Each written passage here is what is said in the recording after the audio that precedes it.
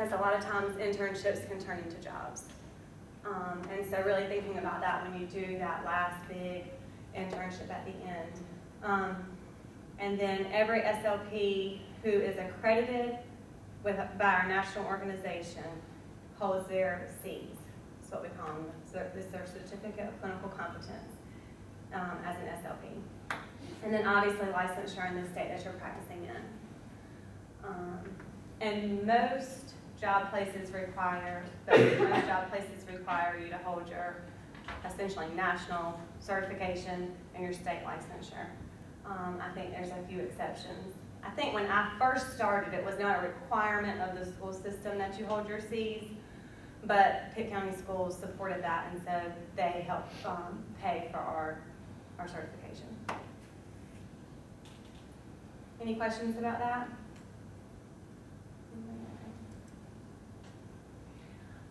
So what's the difference? I'm not an audiologist, and so I will do my very best to answer any questions I can about audiology. A big difference is audiologists focus on the ear and the vestibular system, and that whole area right there. It's all about the ears for them, whereas for us it's more about overall communication.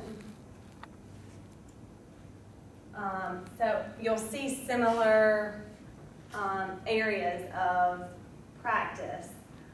Theirs is just going to be directly related to hearing. So prevention of hearing loss, identification of hearing loss, assessment and rehab of hearing loss.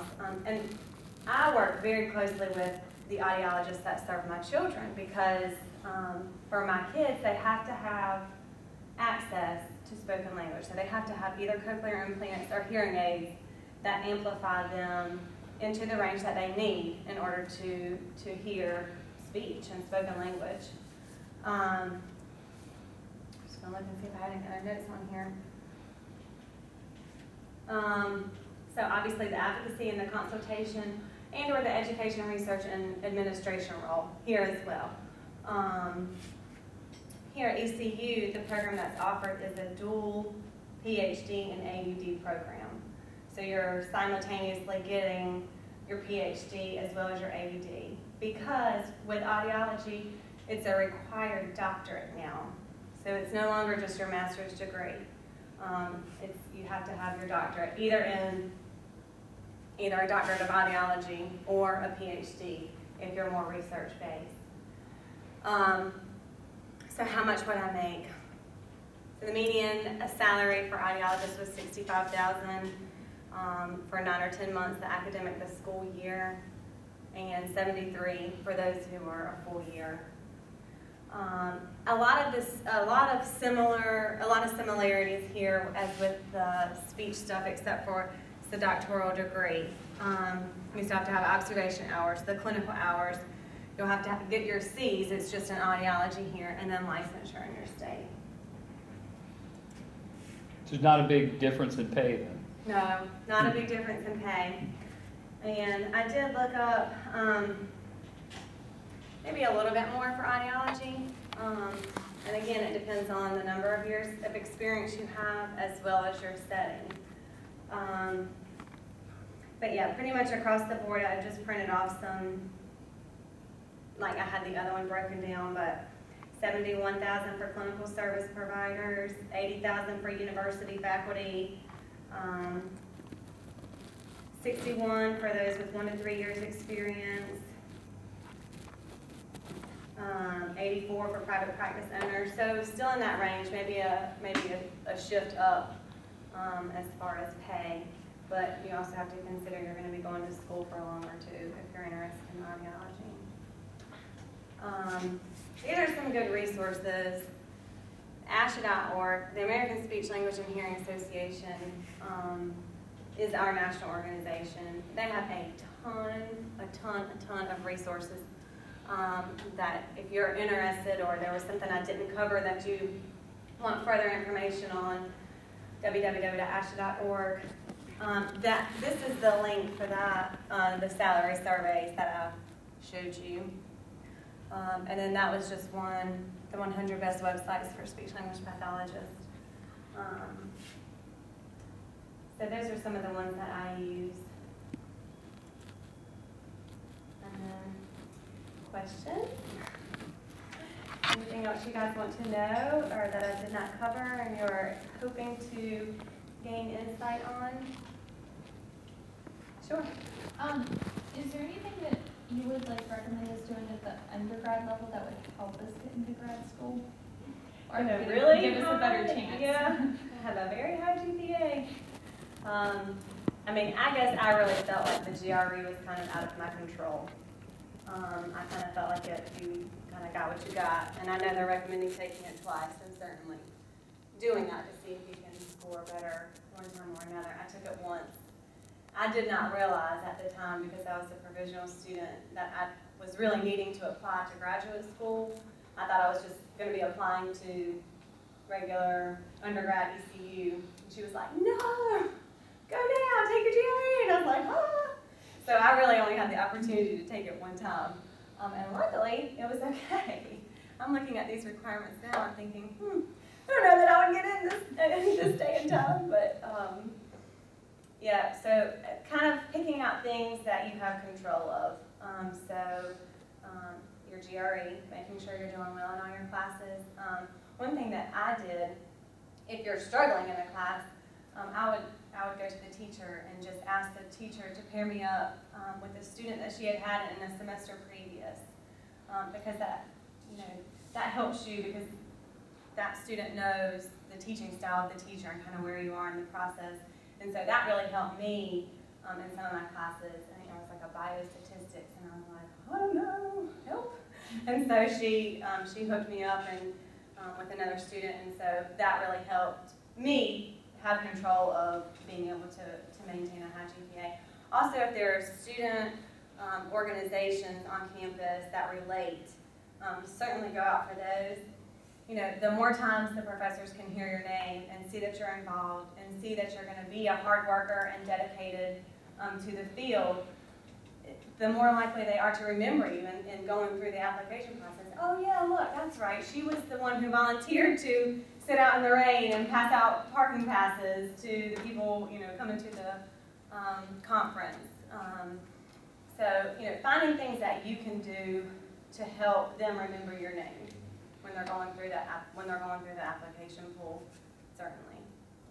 Yeah. And one thing Dr. Cox mentioned last year that I thought was a great bit of advice, so I'll share it now, is she said when you're looking for letters of recommendation, make sure you're getting good letters of recommendation. Mm-hmm. And she said, ask for specifically a good recommendation. Can you give me a good recommendation? And if they can't, obviously you want to go and try to find someone else who can. She had said that she has received letters for this program, while working at this program, that says, do not admit this student into your program. Yeah. So, Yeah. make sure that you're on top of that. Yeah. Right? Yeah, and what Anthony was talking about the writing portion, I remember Dr. Cox saying this last year as well. Making your cover letter and the answers to your essays kind of stand out. Don't have it be the mundane, I love speech-language pathology. I think it's great. I'm going to be a wonderful therapist because I'm really great with children. You want to stand out. You want to tell her why you're passionate, or tell them why you're passionate about this. Find what it is that drives you to do this, and inspires you to want to be in this field, and really hone in on that. Make it memorable. Other questions?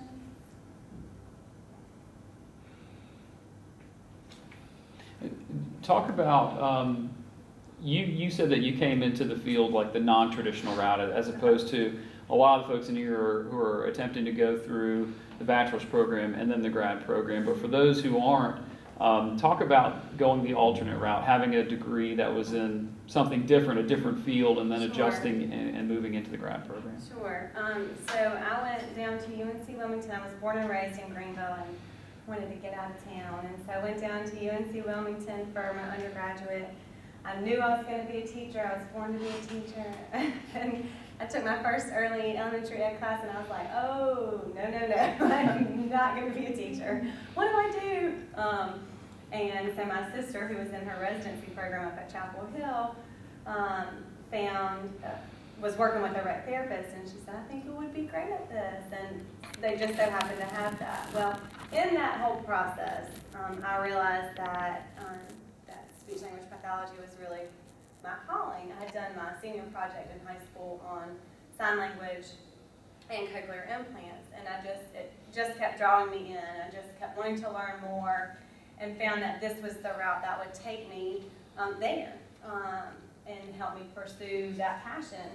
And so I was so close to finishing my first degree, and so I finished it up, and like I said, in January of that year, it was Dr. Hogue at the time. I emailed her and I said, I'm interested in applying for your program, and she was like, it's due next week. Get it in. And so I submitted everything, and so my first year, honestly, I loved it, because my first year I took some of the graduate level classes and then some undergraduate level classes. So it was a nice balance. It wasn't all graduate level classes all at once. And as I went through the program, the times where my regular class members, the people who were in the same graduating class as me, were taking those classes, I had a little bit of extra time to do some more clinical work, because I'd already taken that class in the prerequisites. I don't know, Anthony, if they're still doing the provisional student. Do you? What it is now is you have to graduate, and then you can apply in as like a non-degree seeking graduate student and take, I want to say it's 18 hours of prerequisites. Mm-hmm. So it's, and there's a list of them in that PDF that we were looking at, as far as what types of courses that you have to have in order to be able to be accepted into the graduate program. I did just, I'm going to pull that up and just say, if you all want to take down my email, you can feel free. If there are questions that come up down the road, please feel free to just shoot me an email. Or even if you're looking just to do some observations, I'm always happy to have people observe me, and I'm also obviously interconnected with the SLPs in the school system, and then certainly some of my friends work in the hospital. Okay, so let's end that and pull that up. Okay, so I don't know exactly how this would look different if you're a provisional student, but you can kind of see. Essentially, you're doing all of that before you can start now. That's the way they do it now. Okay. And so if you're applying in, you have to take courses in those areas. And for ECU, those are specific classes. So students can apply in, and actually, and it's even, I'll show you guys where it's listed. This is a packet that I can give you guys. I can email this to you if you'd like. I can send it to everybody, just if you make sure you signed in. In the frequently asked questions page, there's a really good portion that explains it. And I'm sorry, I have to scroll all the way down through this to find it. Okay, there's our percentiles. I'm sorry, guys.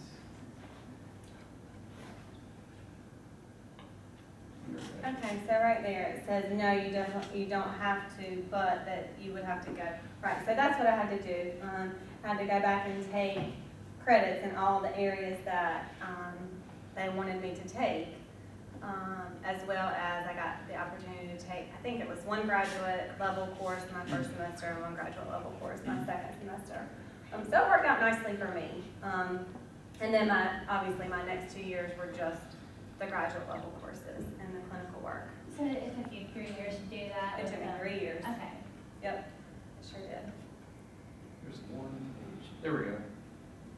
Okay, so those are the courses at ECU. So if someone say, you guys are not admitted to the program, what you have to do, and it's listed in this packet, so I won't keep scrolling through it, but essentially what you'll do is you'll apply into ECU, and then you email Dr. Cox on, I believe the date is March 1st, and then she literally does this on like a first come, first served basis as far as who gets seats into these classes. And then, you know, I think she says it takes about a year to move through those courses, and then at that point in time, you're eligible for full admission to the program.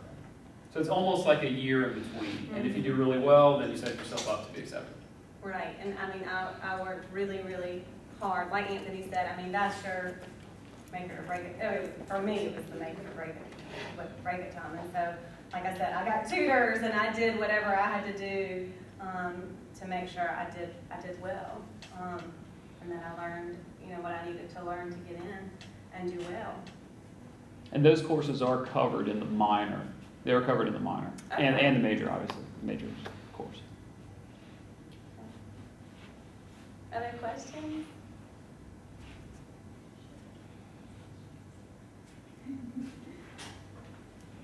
Well, like I said, please feel free, I left you my email, please feel free to email me if you have questions or you want to come out and see kind of what a day looks like, at least in the school system.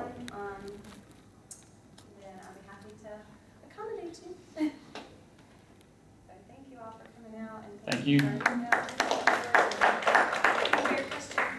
Yeah, and if you guys have any other questions, feel free to ask. Like I said, I can email this packet. This is our packet for our graduate program. Obviously, this is something that you guys are thinking a little bit down the road. It's never too early to, some of the questions here are more targeted at that. Well, what can I do, while I'm in undergrad to make myself a better candidate? So learning the processes, learning what's involved, learning the structure of the program, what it's going to be like, what all's required, who's getting in. You've got a lot of information that's jam-packed into this packet. It's 20 pages long. Yeah. So, and it's competitive. It's competitive. Yeah. So if you don't get into the bachelor's program, there's someone right here who didn't have a bachelor's degree and still got into this type of program. So it's not a one-size-fits-all. You don't have to go from the undergraduate program into the graduate program. If you do, great. You kind of got these covered, but there is that alternate route. And if you're willing to work hard, it definitely can be done. Absolutely can be done. So, all right. Thank you so much, guys. Yeah, thank you guys for coming. And make sure you signed in so I can email you.